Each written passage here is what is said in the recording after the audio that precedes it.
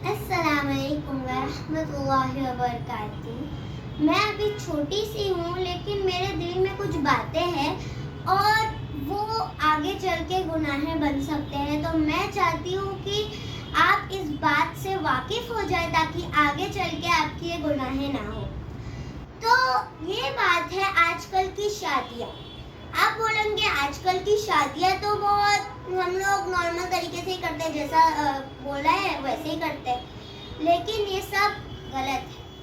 हम लोग अक्सर हल्दी बहुत सारे अलग अलग टाइप रख देते हैं, जैसे हल्दी मेहंदी अलग अलग दिन में रख देते हैं, लेकिन उनमें से जो वलीमा है वो हमारे नबी पाक सल्लल्लाहु अलैहि वसल्लम ने खुद किया था, तो वह हमारे लिए सुन्नत है।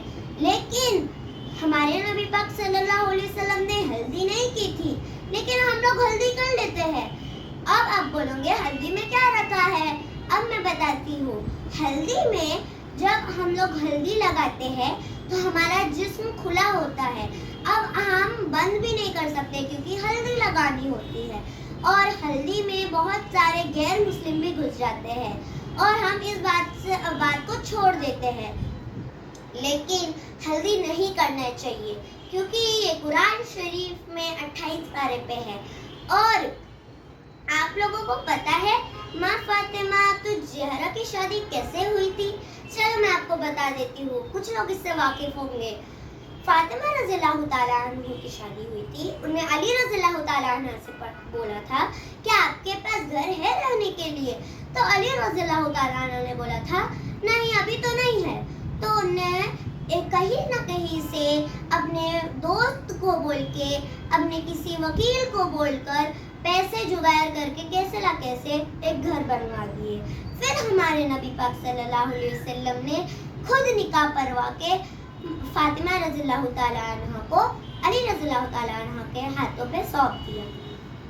लेकिन आजकल हम हमारी शादियों में 10 लाख 10,000 ना जाने कितने लाख पैसे खर्च कर देते हैं, लेकिन सब बोलते हैं अरे धूमधाम से होगी ना शादी, कितना अच्छा लगेगा, सब मौज करेंगे, बड़ा मैदान होगा, सब खुले मौज करेंगे।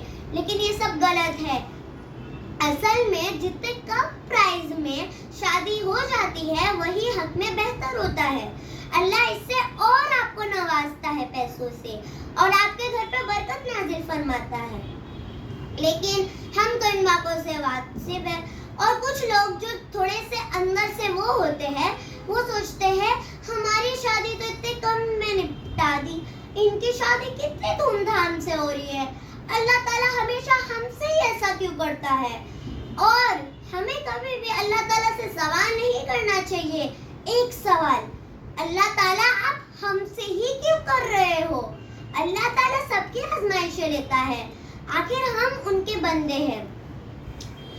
हमारे नबी पाक सल्लल्लाहु अलैहि वसल्लम अपने उम्मती को कितने प्यार करते थे, उनने कितनी बातें बताए, लेकिन हम उनसे वाकिफ नहीं।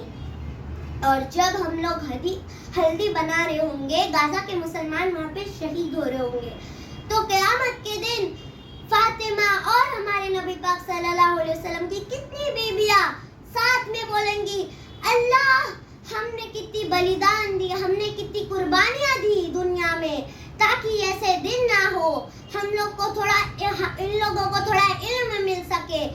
अल्लाह आपने क्या इसी कामों के लिए क्या पैसे दिए थे? आपने क्या इसी कामों के लिए उसको पैसे दिए थे? अल्लाह ताला इसको बिल्कुल भी जन्नत में दाखिल ना फरमा, इसको जहन्नम की आग में डाल दे।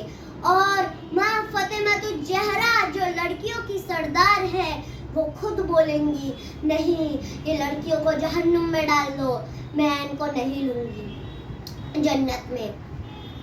अब कुछ लड़के दहेज मांगते हैं कि हम लोग को दहेज चाहिए, आप कितने रुपए देंगे?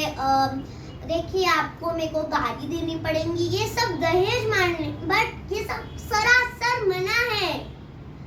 अगर बाप बेटी को दे तो उसमें कुछ भी नहीं है, लेकिन उल्टे लड़के लोग अगर उन लोगों से मांगे तो ये गलत है। आजकल कितनी लड़कियां सिर्फ दहेज के लिए जो दे नहीं पा रही है तो मारी जा रही है, कितनी सुसाइड कर ले रही है, अपने आप को जला दे रही है, एसिड पी ले रही है, क्या नहीं कर रही है, कितनी लड़कियां शहीद हो गई। फिर अभी अब हम लोग मांगने जाते हैं, लेकिन पता है ये लोग इंटरनेशनल फकीर होते हैं जो लड़के लोग दहेज मांगते हैं। अभी कुछ लोग मानते हैं कि फातिमा रज़ियल्लाहु ताला अन्हा को दहेज मिला था, लेकिन ये सरासर गलत है। फातिमा रज़ियल्लाहु ताला अन्हा को कोई दहेज नहीं मिला था, हमारे नबी ने उनको कोई दहेज नहीं दिया था। और ये गलत है कि दूसरे लड़के लोग, सामने वाले दूसरे से दहेज मांगे। अभी हम लोगों को इन बातों से वाकिफ होना चाहिए, लेकिन मैं अभी आपको और एक चीज सुनाती हूँ। आपको पता है एक शैतान आया, एक MBBS डॉक्टर था, उसने बहुत पैसा खर्च कर लिया और एक शादी हो गई। अब शादी होने के बाद एक दिन उसको ब्रश करना था, उसकी बीवी प्लेट धो रही थी, वो बेसिन में जाकर ब्रश करने लग गया और उसकी बीवी ने उसको चिल्ला दिया, तुम पागल हो, यहाँ पे कौन ब्रश करता है। और तब से उनके घर पे लड़ाई हो गई और दोनों बिछड़ गए, तलाक हो गया उन दोनों का। फिर शैतान असल में हर मगरिब के बाद, हर दिन, हर रोज, हर मगरिब की नमाज के बाद इब्लिस शैतान अपने पलंग पे बैठता है।